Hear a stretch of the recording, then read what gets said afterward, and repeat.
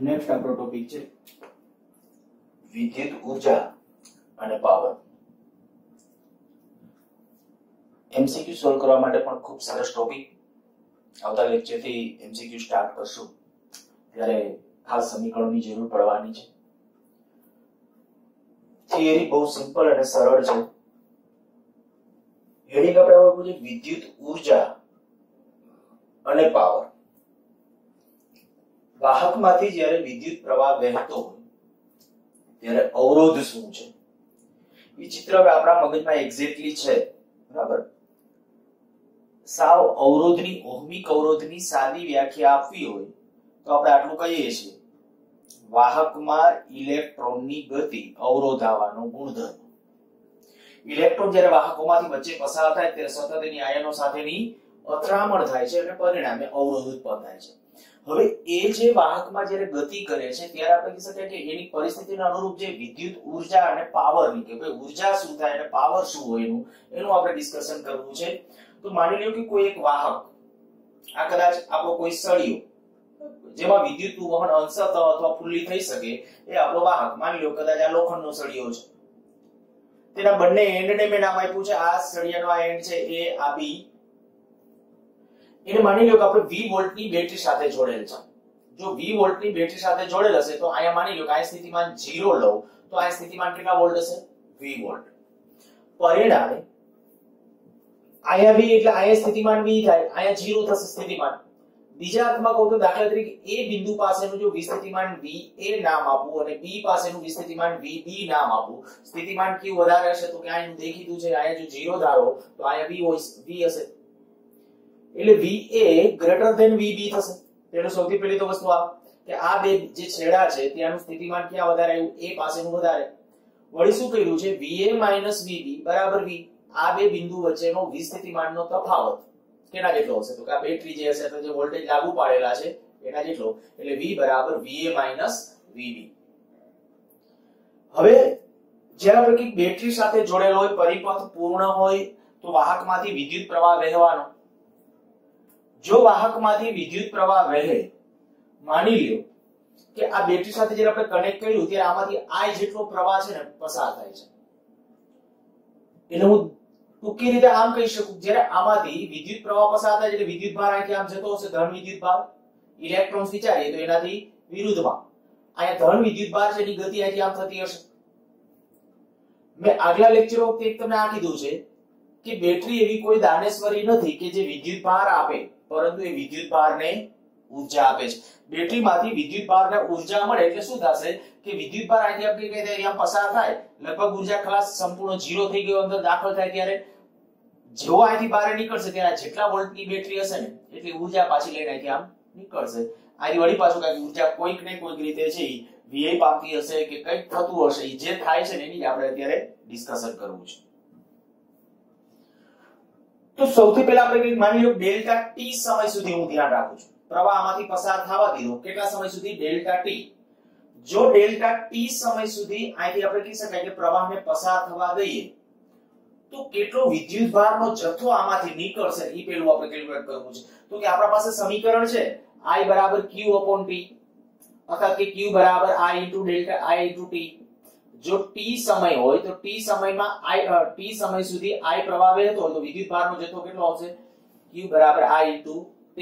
પણ હવે માની લ્યો કે હું એમ કહું કે ડેલ્ટા t સમય સુધી પ્રવાહ વહે છે તો કેટલો વિદ્યુત ભાર આમાંથી ગયો હશે? આ છેડેથી આ ડેલ્ટા t સમયમાં કોઈ પણ આડછેદ પાસેથી, બરાબર, કોઈ પણ વાહકનો આ આડછેદ લઈ લ્યો, આ આડછેદ લઈ લ્યો, આ આડછેદ, કોઈ પણ આડછેદમાંથી ડેલ્ટા t સમયમાં કેટલો વિદ્યુત ભાર પસાર થયો હશે? તો પ્રવાહ, તો આમાં પ્રવાહ I અને સમય તરીકે કેટલો કહું છું? Delta t. તો આપણે લખ્યું છે ડેલ્ટા t સમયમાં વાહકમાં પસાર થતો વિદ્યુત ભાર કેટલો આવશે? I into delta t. અચ્છા, હવે જ્યારે વિદ્યુત ભાર અહીંથી આમ પસાર થાય ત્યારે મેં કીધું કે બેટરીમાંથી ઊર્જા લઈને આવ્યો હશે અને અહીંયા કઈ ઊર્જા વિતરણ કરી પાછો અહીંથી બહાર નીકળો. માની લ્યો કે આ સ્થાને વિદ્યુત ભારની ઊર્જા ui છે, સ્થિતિ ઊર્જા. એ આગળ ડેલ્ટા q વિદ્યુત ભારની સ્થિતિ ઊર્જા. હવે સ્થિતિ ઊર્જાનું સમીકરણ તમને ખબર છે, u બરાબર q into v. બીજું ચેપ્ટર જ્યારે વિદ્યુતભાર છે, વિદ્યુતભારને તમે વિસ્થિતિમાન સાથે ગુણાકાર કરી નાખો તો સ્થિતિ ઊર્જા મળે. તો અહીંયા આપણે કહીશું એ સ્થાને મારે કયા વિદ્યુતભારની, તો કે ઓલો Q અથવા ડેલ્ટા Q જે નામ આપ્યું આપણે અહીંયા નામ આપ્યું છે ડેલ્ટા Q. તો ડેલ્ટા Q વિદ્યુતભારની એ સ્થાને સ્થિતિ ઊર્જા કેટલી, તો અહીંયા ડેલ્ટા Q અને ત્યાંનું સ્થિતિમાન, તો કે સ્થિતિમાન કેટલું VA. તો જુઓ જોઈએ એ આગળ ડેલ્ટા Q વિદ્યુતભારની સ્થિતિ ઊર્જા UI ઇનિશિયલ માટે અહીંયા દાખલ થાય એટલે ઇનિશિયલ લખ્યું છે, U1 U2 જે નામ આપવું હોય આપી શકો. તો અહીંયા UI બરાબર ડેલ્ટા Q એ વિદ્યુતભાર છે, V એટલે ત્યાંનું વિસ્થિતિમાન છે, એ બેનો ગુણાકાર. એવી રીતે જ્યારે B પાસે સ્થિતિમાન આટલું છે, એ વિદ્યુતભાર ક્યાંથી નીકળવાનું છે, તો કે B આગળ ડેલ્ટા Q વિદ્યુતભારની સ્થિતિ ઊર્જા UF બરાબર ડેલ્ટા Q VB. VB એટલે ત્યાંનું સ્થિતિમાન થયું. હવે વિદ્યુતભાર આનો ઇનડાયરેક્ટલી અર્થ આવો થઈ ગયો કે વિદ્યુતભાર જ્યારે A થી B સુધી આયા પસાર થશે ને ત્યારે કાઈક સ્થિતિ ઊર્જામાં ફેરફાર થાય છે. કેટલો, તો કે જો સ્થિતિ ઊર્જાનો ફેરફાર ગણવો હોય તો સ્થિતિ ઊર્જાનો ફેરફાર અહીંયા આપણે કે વિદ્યુત સ્થિતિ ઊર્જાનો છે એટલે ડેલ્ટા U POT લખ્યું છે, પોટેન્શિયલ POT. આમ પોટેન્શિયલ એટલે કે વિદ્યુત સ્થિતિ ઊર્જા ખરી પણ કઈ પોટેન્શિયલ મીન્સ કે વિદ્યુત સ્થિતિ ઊર્જા. તો વિદ્યુત સ્થિતિ ઊર્જા બરાબર અંતિમ સ્થિતિ ઊર્જા માઈનસ પ્રારંભિક. તો અંતિમ કેટલી હતી, તો કે આ પ્રારંભિક. આમાંથી આ બાદ કરો ડેલ્ટા Q કોમન નીકળી જશે, VB VA VB VA. હવે VB VA એટલે આપણે પહેલા લખ્યું હતું VB VA કેટલું થશે, તો કે -V, કારણ કે VA VB આનું સ્થિતિમાન વધુ હતું અહીંયા ઓછું હતું તો EV હતું. તો VB VA બરાબર -V થશે એટલે અહીંયા -V લખ્યું એટલે આગળ માઈનસ નિશાની આવી ગયા, ડેલ્ટા Q એમ નામ આને બદલે V એટલે ખરેખર -V ઋણ સંજ્ઞા સાથે લેશો. હવે ડેલ્ટા Q, તો આ ડેલ્ટા Q એટલે શું, તો કે ડેલ્ટા Q એટલે આ રહ્યું આ પદ ડેલ્ટા Q બરાબર I * ડેલ્ટા T. તો ડેલ્ટા Q ને બદલે આપણે લખ્યું છે I * ડેલ્ટા T. આ V એમ નામ છે. હવે આયા તમે જોઈ શકો છો કે આ સ્થિતિ ઊર્જા છે માઈનસ માં આવે છે, -IV ડેલ્ટા T <0 છે. સ્થિતિ ઊર્જામાં ઘટાડો થાય છે. હવે અત્યાર સુધીના આપણા યંત્રશાસ્ત્રના કોયડા કે આવું કંઈ પણ તો મોટા ભાગે આપણે આવું કીધું કે ભાઈ જો સ્થિતિ ઊર્જાનો ફેરફાર નેગેટિવ તો એનો અર્થ શું, સ્થિતિ ઊર્જા ઘટે છે. જો સ્થિતિ ઊર્જા ઘટતી હોય તરત જ કહેશો કે ગતિ ઊર્જા વધતી હશે. આપણું લોજિક એવું કહે છે કે ભાઈ સ્થિતિ ઊર્જા ઘટતી હોય તો ગતિ ઊર્જા વધવી જોઈએ. એનો અર્થ કે આ વાહકની અંદર વિદ્યુતભારની ગતિ ઊર્જા અંદર વધવી જોઈએ. મીન્સ કે અંદર જે અંદર ઇલેક્ટ્રોન્સ છે તો ઇલેક્ટ્રોન્સ, ધન વિદ્યુતભાર વિચારો તો ધન, વિચારવા માટે ધન લેવાનું, બાકી ખરેખર હકીકત આપણે ખબર છે કે અંદર ગતિ કોની હોવાની, ઇલેક્ટ્રોન્સ. પણ હવે આપણે આ ભણી ગયા આગલા લેક્ચર વખતે કે જ્યારે વિદ્યુતભાર આની અંદરથી ગતિ કરે ને ત્યારે એની સરેરાશ પ્રવેગી ગતિ શૂન્ય હોય. યાદ કરો જ્યારે આપણે આવું કહેતા હતા કે જ્યારે દાખલા તરીકે આ લોખંડ છે, અહીંયા ધન આયનો બધા નિશ્ચિત અંતર રાખીને છે, જ્યારે ઇલેક્ટ્રોન્સ આની વચ્ચેથી જ્યારે પસાર થાય છે ત્યારે આપણે આવું કહેતા કે અહીંથી આમ જાય, અહીંયા ભટકાય એટલે વળી નવેસરથી ગતિ શરૂ થાય, વળી ભટકાશે વળી નવેસરથી ગતિ. વળી બીજું તમને સૂત્ર યાદ છે, ડ્રિફ્ટ વેગ VD બરાબર EE/m * τ. આમાં જોવું જોઈએ કે આ ડ્રિફ્ટ વેગ સમય સાથે બદલાય છે, સમયથી સ્વતંત્ર છે, આમાં ક્યાંય સમયનું વિધેય નથી. વિદ્યુતભાર અહીંથી આમ નીકળે તો આની અંદર ડ્રિફ્ટ વેગ, આ વિદ્યુતભારનો ડ્રિફ્ટ વેગ આની અંદર જે હશે, ધન વિદ્યુતભાર કયો તો ધન, ઇલેક્ટ્રોન કયો તો ઇલેક્ટ્રોન, એનો ડ્રિફ્ટ વેગ, તો કે ડ્રિફ્ટ વેગ નહીં ચેન્જ થાય. કારણ કે આમાં તમે જોઈ શકો છો જે આ જે રિલેક્સેશન સમય દળ m e આ વિદ્યુત ક્ષેત્ર આ કોઈ ટર્મિનોલોજી બદલાતી નથી. તો આપણે કહી શકીએ કે આની અંદર વિદ્યુતભાર તો ખરેખર અચળ ડ્રિફ્ટ વેગથી ગતિ છે. મીન્સ કે અંદર વિદ્યુતભારની કોઈ પ્રવેગી ગતિ સરેરાશ, હું એમ નથી બોલતો પ્રવેગી ગતિ નથી, સરેરાશ પ્રવેગી ગતિ નથી. કારણ કે પ્રવેગી ગતિ તો છે, જ્યારે આપણે આમાં ચર્ચા કરતા ત્યારે આનો પ્રવેગ આપણે કહેતા હતા a બરાબર E અથવા QE/m, આવો પ્રવેગ આપણે લખ્યો હતો. દરેક વિદ્યુતભાર છે આટલા કંઈક વિદ્યુત ક્ષેત્રને કારણે આટલો પ્રવેગ મળે, આવી ડિસ્કશન કરી ગયા. પણ આ જે પ્રવેગ છે એ પ્રવેગ સરેરાશ પ્રવેગની વાત, કારણ કે હવે કેવો હોય, જો પ્રવેગી ગતિ હોય તો ઝડપ બદલાવી જોઈએ ને, પણ આપણે જે કીધું કે એનો ડ્રિફ્ટ વેગ કેવી થાય છે, અચળ. ડ્રિફ્ટ વેગ સમય સાથે બદલાતો નથી, અને સમય સાથે નથી બદલાતો એનો અર્થ કે સરેરાશ પ્રવેગ છે 0 છે. તો જો સરેરાશ પ્રવેગી ગતિ કરતા નથી એટલે આ સ્ટેટમેન્ટ પછી લખ્યું છે. પહેલા તો એક આ સ્ટેટમેન્ટ આ લખી નાખ્યું કે જો સુવાહકમાં વિદ્યુતભારોએ અથડામણ વગર ગતિ કરી હોત તો ડેલ્ટા કે બરાબર આ થાત. હમણાં એક જ સેકન્ડની અંદર એ સમજાઈ જશે. અથડામણ વગર અંદર ગતિ કરી હોત તો ડેલ્ટા કે બરાબર આ થાય. હવે ડેલ્ટા કે એટલે ગતિ ઊર્જાનો ફેરફાર થાય. પણ આપણું પરિણામ શું કહે છે તો કે ભાઈ ડ્રિફ્ટ વેગ તો અચળ છે, વેગ અચળ છે, તો પછી ગતિ ઊર્જા વધી એમ કેમ કેવું? શું બોલું છું સમજો બરાબર. હું ખાલી આમ કહું છું આ સ્થિતિ ઊર્જા ઘટી, તો આપણું લોજિક એવું કહે છે ગતિ ઊર્જા વધવી જોઈએ. એટલે મેં અહીં લખી નાખ્યું ભાઈ ગતિ ઊર્જા છે એ આટલો ફેરફાર થયો ડેલ્ટા કે બરાબર કંઈક આટલો, બરાબર આટલી ગતિ ઊર્જા વધવી જોઈએ. તો કે ગતિ ઊર્જા વધવી જોઈએ તો રિયલમાં ગતિ ઊર્જા વધે તો અહીંયા ડ્રિફ્ટ ઝડપ અચળ હોય જ નહીં. ડ્રિફ્ટ વેગ જે છે ડ્રિફ્ટ વેગ બદલાતો હોવો જોઈએ, પણ ડ્રિફ્ટ વેગ તો અચળ છે, આપણે ભણી ગયા. જો ડ્રિફ્ટ ઝડપ અચળ છે, કોઈ પ્રવેગી ગતિ નથી, તો એનો અર્થ એવો થઈ ગયો કે ભાઈ આપણે આ જે સંકલ્પના આપણે વિચારીએ છીએ કે ગતિ ઊર્જા વધી હશે એ કંઈક ખોટું છે. ગતિ ઊર્જા વધી નહીં હોય. શું કામ નહીં વધી હોય તો કે એનું કારણ માત્ર જો આપણે કહીએ ને તો તો કે અહીંથી આજે અહીંયા ભટકાય છે, ભટકાય વળી નવે સતી, ભટકાય વળી નવે, તો સરેરાશ રીતે કોઈની ઝડપ વધતી નથી અને પરિણામે કે ગતિ ઊર્જા તો થાય છે એમ ન કહેવાય. તો કે તો આપણી ઊર્જા ગઈ ક્યાં? વિદ્યુત ભાર જ્યારે અહીંથી એન્ટર થયો, વિદ્યુત ભાર અહીંથી બહાર આવ્યો, સ્થિતિ ઊર્જા ઘટી ગઈ. આપણું લોજિક એવું કહે છે ગતિ ઊર્જા વધવી જોઈએ, વધતી નથી, તો કે ગઈ ક્યાં? તો કે આપણે એમ કહેશું કે જે સ્થિતિ ઊર્જાનો ઘટાડો થયો ને એ ગતિ ઊર્જાના વધારાના ભોગે નહીં, મીન્સ કે એના ભોગે ગતિ ઊર્જા વધે છે એમ નથી, પણ શું છે તો કે આની અંદર છે ને જ્યારે પેલો વિદ્યુત ભાર પસાર થાય ને ત્યારે અથવા આ કહે તો ઇલેક્ટ્રોન્સ એ જ્યારે વાહકમાંથી પસાર થતો હશે ત્યારે એની અંદર રહેલા ધન આયનો સાથે એની અથડામણ થશે. અથડામણ થાય એટલે બીજા અર્થમાં એવો અર્થ થયો કે આ પોતે પોતાના મધ્યમાન સ્થાનની આસપાસ એના વાઇબ્રેશન ટેમ્પરેચર વધશે. શું કામ? તો કે અંદર ઉષ્મા ક્રિએટ થશે. જેવું આપણે આની અંદર એવું કહ્યું કે આથી પ્રવાહ પસાર થયો. ઉષ્મા ઊર્જાની વ્યાખ્યા યાદ કરો એકવાર. ઉષ્મા ઊર્જા એટલે શું?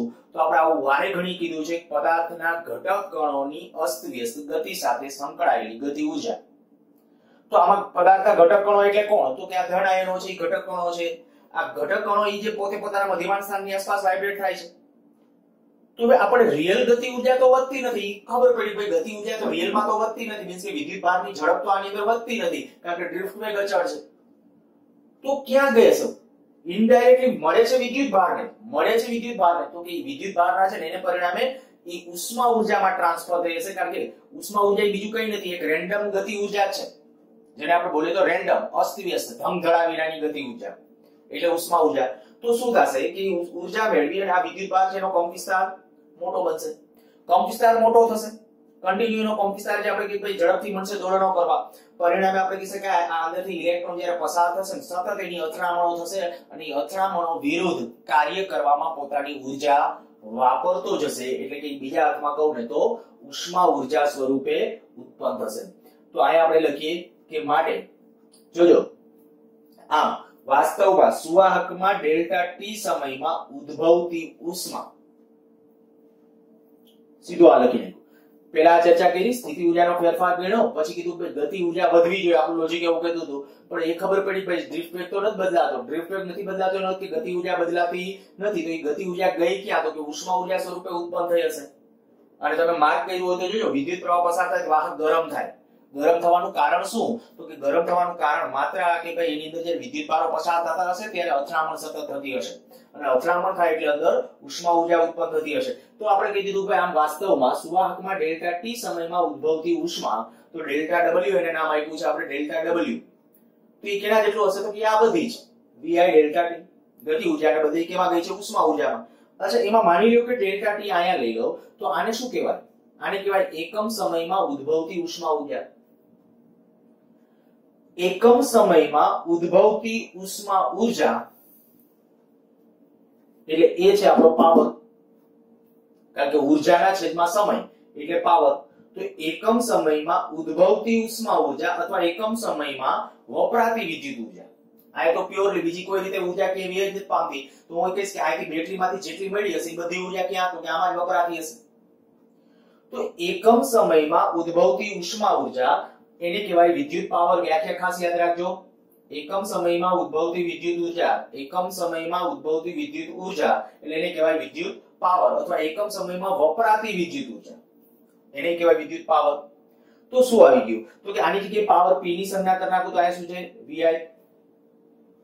અચ્છા, હવે ઓહમના નિયમ પરથી જો ઓહમનો નિયમ પડાય છે, ઓહમના નિયમ માટે આપણે ખબર છે કે આ માની લ્યો કે આનો આ જે છે એનો ઓહમિક અવરોધ R છે. જો આનો ઓહમિક અવરોધ R હોય, આ જે સળિયો છે, તો આપણે કહી શકીએ કે R બરાબર vi, R બરાબર v upon I, અર્થાત કે v બરાબર IR. R બરાબર લખો તો v upon I, v બરાબર IR. જો આ v ને બદલે IR આયા મૂકી દઈએ, v ને બદલે આયા IR મૂકીએ તો પાવર p બરાબર I2 R.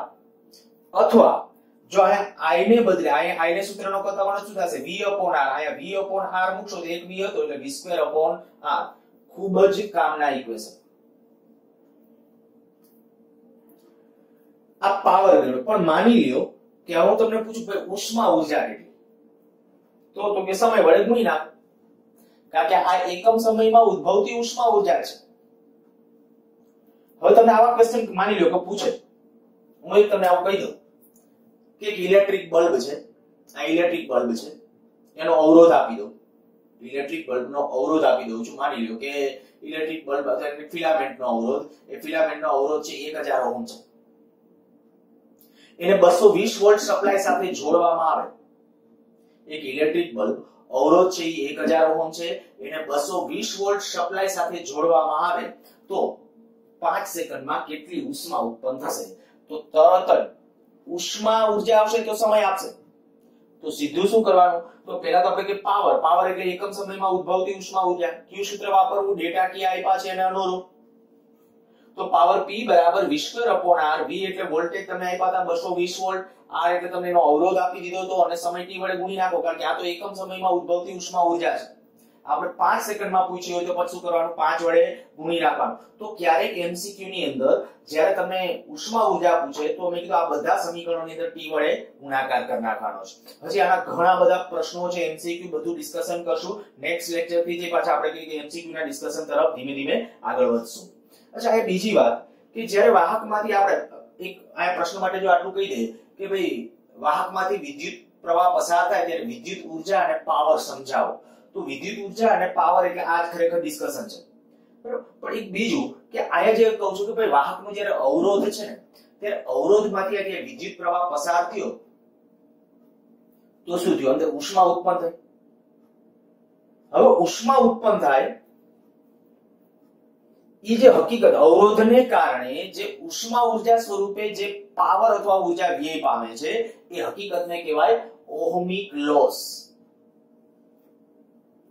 જો શબ્દ બરાબર પકડજો, ઓહમિક લોસ.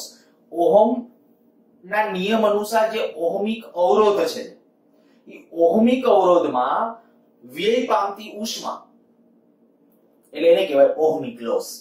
વ્યાખ્યા ખરેખર તો આમ કહેવાય,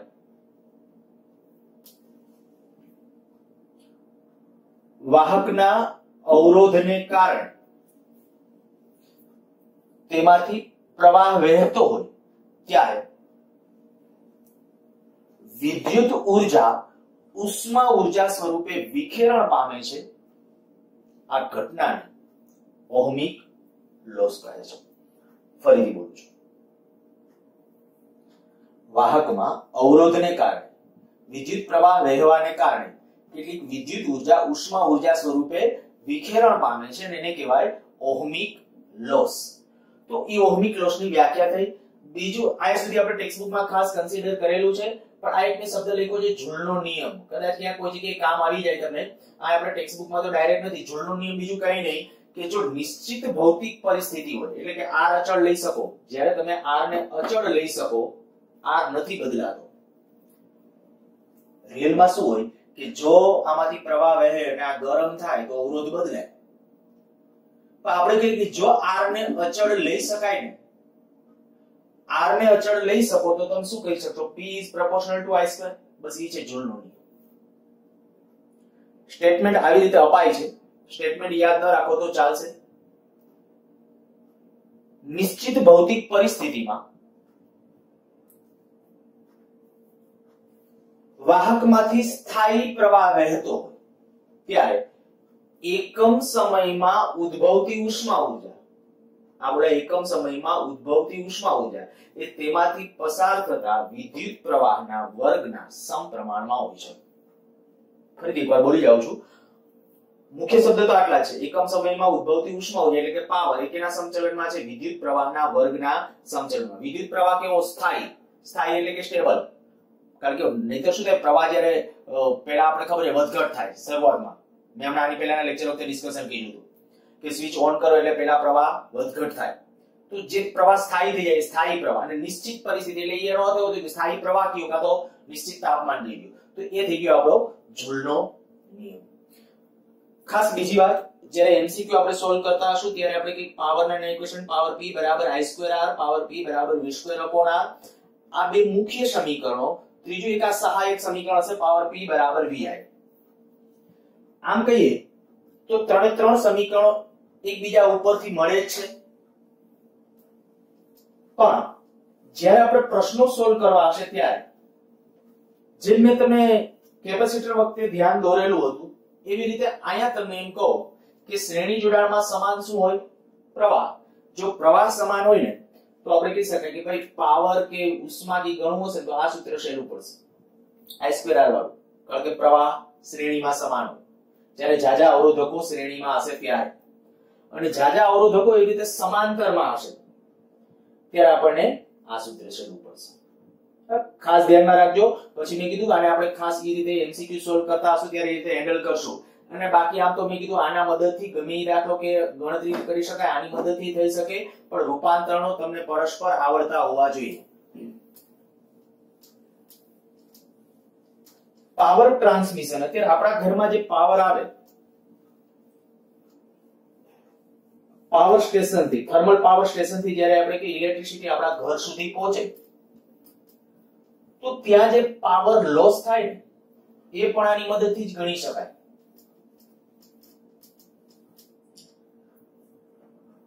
માની લો અહીં આપણું ઘર કે આપણું સિટી જે કહીએ, આ ટાઉન કે સિટી જે નામ આપવું ચાલો, એને P જેટલા પાવરની જરૂર છે. P પાવર એટલે એકમ સમયમાં P જૂલ ઊર્જા, બરાબર?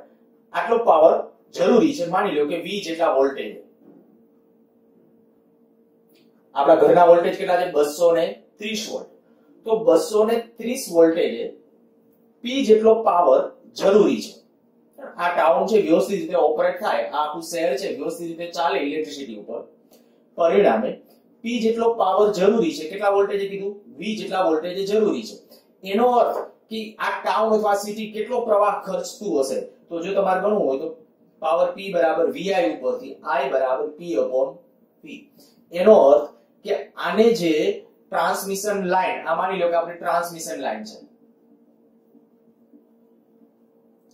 આ ટ્રાન્સમિશન લાઈન એટલે આપણા ઘરે જે મોસ્ટલી આપણે કહીએ કે ભાઈ જે તે થર્મલ પાવર સ્ટેશન થી આપણા ઘર અથવા તો ટાઉન કે ઘર તો ન કહેવાય, ડાયરેક્ટલી ઘરે ન મોકલી દેવામાં આવે ઇલેક્ટ્રિસિટી, ટાઉનમાં દાખલા તરીકે ત્યાં આપણે જે તે સબ સ્ટેશન હોય ત્યાં મોકલાય પેલા તો.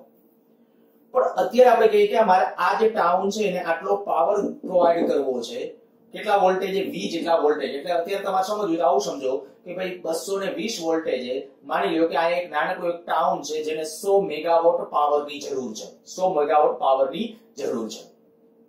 હવે 100 મેગાવોટ પાવર ક્યાંથી આવશે? તો કે જે તે જગ્યાએ જ્યાં પાવર પ્લાન્ટ છે ત્યાંથી transmission cable through, transmission cable એટલે કે તાર. હવે આ તારને કઈક અવરોધ હોવાનો, આયા તો છે જ નો ડાઉટ, આયા કઈક જે ચોક્કસ આપણે ટાઉનના જે કેબલ નેટવર્ક એનો, પણ હું આ ટ્રાન્સમિશન લાઈનનો અવરોધ માની લો કે RC કહું, ટ્રાન્સમિશન લાઈનનો અવરોધ એટલે કે જે કેબલ જે છે એનો અવરોધ. અહીંયા આપણું કઈક થર્મલ પાવર સ્ટેશન છે, આ પાવર સ્ટેશન ત્યાં જ્યાં ઇલેક્ટ્રિસિટી ઉત્પન્ન થાય છે, હું એની વાત કરું છું. હવે વિચાર કરો કે મારે અહીંયા પ્રવાહ કેટલો આવવો જોઈએ? તો કે આટલો આવવો જોઈએ. હવે આ જે ટ્રાન્સમિશન લાઈન છે આમાં તો ઓહમિક લોસ થવાનો, કારણ કે આ જે ટ્રાન્સમિશન અત્યારે આપણને ખબર છે સારામાં સારું કંડક્ટર એટલે તાંબુ, તાંબાના તાર આપણે અહીંયા વાપરીએ તો વધુ સારું, પણ એની બે ત્રણ મર્યાદાઓ છે, બરાબર? અત્યારે મર્યાદાઓના ડિસ્કશનમાં ન જતો, એને પરિણામે આપણે અત્યારે જે તાર વાપરીએ છીએ તો મોસ્ટલી એલ્યુમિનિયમના તાર, અત્યારે એલ્યુમિનિયમના કેબલ આપણે નાખીએ છીએ. હવે જો એલ્યુમિનિયમના કેબલ અહીંયા નાખેલા હોય તો એને કઈક અવરોધ તો અને આ પાછું અમુક માઇલ હોવાના, કારણ કે આપણે કઈક 2, 5 મીટર 10 મીટર નથી, જે તે પાવર સ્ટેશન થી જે તે ટાઉન સિટી સુધી આ ઇલેક્ટ્રિસિટી તમારે પહોંચાડવી છે તો અમુક કિલોમીટરના આ તાર હોવાના અને ત્યારે એનો અવરોધ કઈ નાનો શું નથી હોવાનો, અવરોધ મોટો જ હોવાનો. તો કે જો અવરોધ મોટો હોય તો હું એમ કહું કે તારમાં અથવા ટ્રાન્સમિશન લાઇનમાં વીઆઈ પામતો પાવર એને હું પીસી કહું. ટ્રાન્સમિશન લાઇનમાં વીઆઈ પામતો પાવર એને પીસી કહું તો I2R આ એટલે પ્રવાહ. પ્રવાહ મેં શું કામ કરે કે અહીંથી આપણે કઈ આ જે ટ્રાન્સમિશન લાઇન આવે તો આમાં બધામાં, કારણ કે વોલ્ટેજ તો અહીંયા કરતા આ બધા ભલે અહીંયા હું એક આ તાર આ ગણું, બીજો ત્રીજો આમ તાર ગણું તો અચળ કોણ હોય? પ્રવાહ. તો હમણાં મેં કીધું હતું પ્રમાણ કયું સૂત્ર વપરાય? પાવર P બરાબર I2R. વળી તમને એમ ન થાય V2/R કેમ ન વાપર્યું? હું ફરીથી બોલું છું, કારણ કે અહીંયા આપણા માટે શું કીધું કે અહીંયા તમે દાખલા તરીકે આ કેબલ છે, એ કેબલને આવા અનેક આમ તારમાં આમ વિચારી લ્યો તો એ બધા તારની અંદર પ્રવાહનું મૂલ્ય કેવું હશે? સરખું. તો પ્રવાહ સરખું એટલે આ સૂત્ર આપણે ઉપયોગ કર્યું, પાવર P બરાબર I2R. હવે આ એટલે કેટલો? પ્રવાહ. તો કે અહીંયા પ્રવાહ જેટલો હોવાનો એ જ પ્રવાહ અહીંયા પહોંચવાનો છે, તો એ પ્રવાહ કેટલો છે? P/V. અને આ જે અવરોધ હતો એ RC છે, તો અહીંયા RC લખી નાખું છું. તો I ને બદલે હવે અહીંયા લખીએ P2/V2 RC. આ વીઆઈ પામતો પાવર.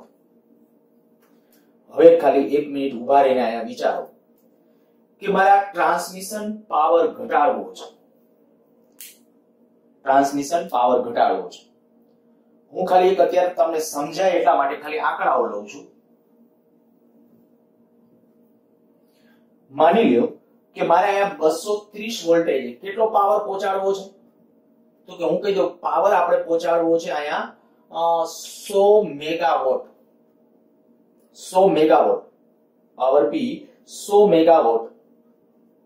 અને વોલ્ટેજ છે એ અત્યારે બહુ આંકડાની પીંજણમાં ન પડવું તો 300 વોલ્ટ લઈએ. આ 230 વોલ્ટ હોય ઘરમાં જ આવી.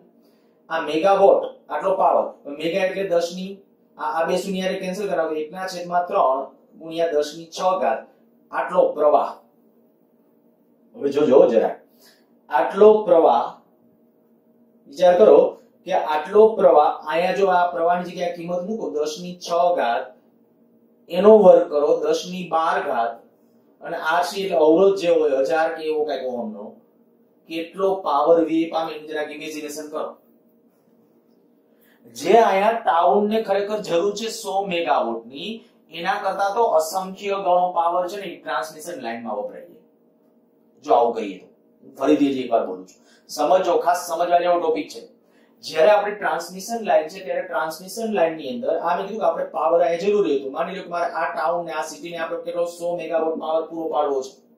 કેટલા વોલ્ટેજ તો કે 200 ને નહીં ચાલો 300 વોલ્ટ લીધા, 300 વોલ્ટ લઈએ, 300 વોલ્ટેજ. તો પ્રવાહ કેટલો હશે? તો કે પ્રવાહનું મૂલ્ય કેટલું? કે આટલો પ્રવાહ અહીંયા હશે. હવે આટલા પ્રવાહ માની લો કે આ ટ્રાન્સમિશન લાઇન આપણી જે છે એની અંદર જો પાવર PC બરાબર I2RC.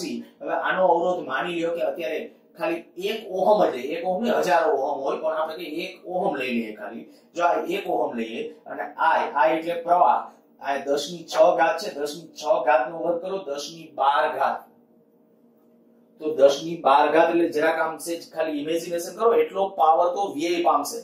અહીંયા પહોંચવાની વાત તો અહીંયા પાવર પ્લાન્ટે કેટલો પાવર ઉત્પન્ન કરવો પડશે?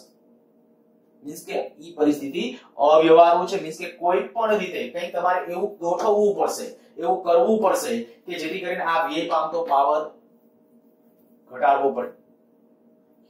હવે જો વીઆઈ પામતો પાવર ઘટાડવો છે શું કરી શકાય? તો કે આપણા માટે આ એક પરિસ્થિતિ, આ પાવર તો આપણે અહીંયા પહોંચાડવો હતો, એમાં કઈ બાંધછોડ ચાલે એમ નથી.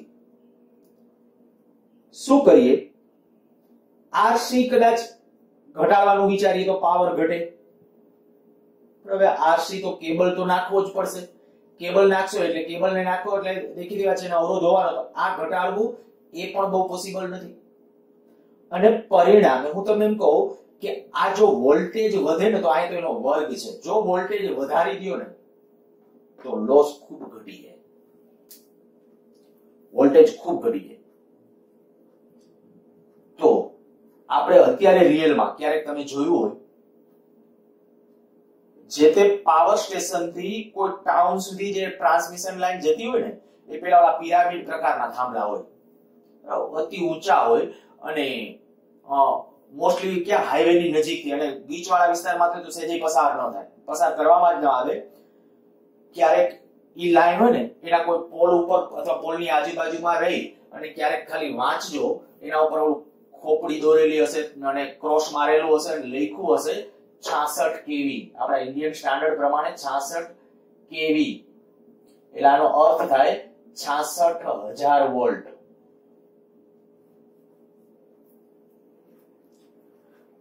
શું કર્યું? વોલ્ટેજ વધારી દીધા. પાવર સ્ટેશન થી આ વોલ્ટેજ વધારી દો. આપણે ખરેખર તો અહીંયા જરૂર હતા 230 વોલ્ટ. આપણે શું કર્યું? ત્યાં પાવર સ્ટેશન થી જ્યાંથી ઇલેક્ટ્રિસિટી ઉત્પન્ન થાય ત્યાંથી વોલ્ટેજ વધારી દીધા 66,000. એટલે 66,000 વોલ્ટેજ સીધા ટ્રાન્સમિશન લાઈનમાં જાય. હવે એની યાર કોઈ સંપર્કમાં આવે તો ઊભે ઊભો વળગે. એટલે લિમિટેશન્સ ખાતર આપણે કે એક તો આવું કે ભાઈ એક તો ગીચવાળા વિસ્તારમાં એ લાઈનને રાખવામાં ના આવે, બીજી વસ્તુ મોટા ભાગે હાઈવેની નજીક એ લાઈન હોય ટ્રાન્સમિશન લાઈન અને ખૂબ ઊંચા તાર હોય પ્રમાણ, અને છતાંય ક્યારેક કદાચ એવું વાતાવરણ હોય તો ત્યારે એવા વખતે છે ને બે તાર વચ્ચે તમે ક્યાંક નજીકમાં અહીંયા ઉભા હો તો તડતડાટી અવાજ આવતો હશે તમને, કારણ કે તારની આજુબાજુ રહેલી એટલું બધું વિદ્યુત ક્ષેત્રની બધું ક્રિએટ થઈ ગયું હોય કે જેથી કરીને આજુબાજુ રહેલી હવાના કણોનું આયનીકરણ શરૂ થતું હોય, એટલે પરિણામે આજુબાજુની હવા વાહક હોય. બહુ સાદી રીતે કહું ને તો એ તાર હોય ને, તારની નજીક તમે ખાલી આમ થોડુંક આમ કદાચ ટેસ્ટર ન અડાડો, ખાલી નજીકમાં આમ રાખો ને, એકદમ નજીક, તો પાવર બતાવે. ઈ જે હકીકત છે. એટલે આ કીધું ટ્રાન્સમિશન લાઈન ખૂબ ઊંચા વોલ્ટેજે ટ્રાન્સમિશન કરવાનું કારણ આ છે. પણ હવે ઈ પાવર આવ્યો અને આયા સીધા સિટીમાં આવે કે આપણા ઘરે આવી જાય તો ઘર હળગે. એવું ન થાય એટલે તમે જોયું હશે કે ઈ પાવર છે સીધો જે તે ટ્રાન્સફોર્મર ટીસી ટ્રાન્સફોર્મર સીધો ત્યાં સપ્લાય સીધો અહીંયા જ મળે. ત્યાં શું થાય? એક ટ્રાન્સફોર્મર ડિવાઇસીસ કહેવાય, આપણે ભણવાના છીએ 6ઠા 7મા ચેપ્ટર વખતે. તો એ ટ્રાન્સફોર્મર છે એ વોલ્ટેજને ઘટાડવાનું અને સ્ટેપ અપ ટ્રાન્સફોર્મર હોય તો વધારે. અહીંયા સ્ટેપ અપ ટ્રાન્સફોર્મર મૂકવું પડે વોલ્ટેજ વધારવા માટે. અહીંયા આવે પછી વોલ્ટેજ ઘટાડવા માટે સ્ટેપ ડાઉન ટ્રાન્સફોર્મર. બહુ ડિટેલમાં છે, આપણે ભણશું ત્યાં. બરાબર, એ જે અહીંયા આપણે કે ટ્રાન્સફોર્મર મૂકી અને વોલ્ટેજ ઘટાડી દેવાના અને પછી ઈ વોલ્ટેજ છે જે તે જગ્યાએ મોકલી દેવામાં આવે, એટલે લોસ છે ઈ ઘટી જશે. સારું, કદાચ ક્યાંક તમને આવું ટેકનિકલી પણ ક્યાંય પૂછે ભાઈ આવું કરવાનું કારણ શું, તો આ વસ્તુનું કારણ આપણે ટેક્સ્ટબુકમાં આપ્યું છે પાછું. બરાબર, કદાચ તમને કારણ તરીકે પૂછી શકે કે ભાઈ પાવર સ્ટેશન થી જે તે ટાઉન સુધી કેવી રીતે ઇલેક્ટ્રિસિટી પહોંચાડાય ત્યારે એની ટ્રાન્સમિશન લાઈન છે એની અંદર વોલ્ટેજ હાઈ રાખવામાં આવે છે, અથવા ઊંચા વોલ્ટેજે ટ્રાન્સમિશન કરવાનું કારણ આપો, ઊંચા વોલ્ટેજે ટ્રાન્સમિશન કરવાનું. તો આ રીતે તમારે એને સમજાવવાનું છે. મેં તો આંકડાઓ લીધા, આંકડાઓ ન લે તો ચાલે, પણ આ જ વર્ણન છે ટેક્સ્ટબુક ની અંદર, શાબ્દિક વર્ણન છે. આ ખાસ આકૃતિ ડ્રો કરીને લખજો એટલે સમજી શકો.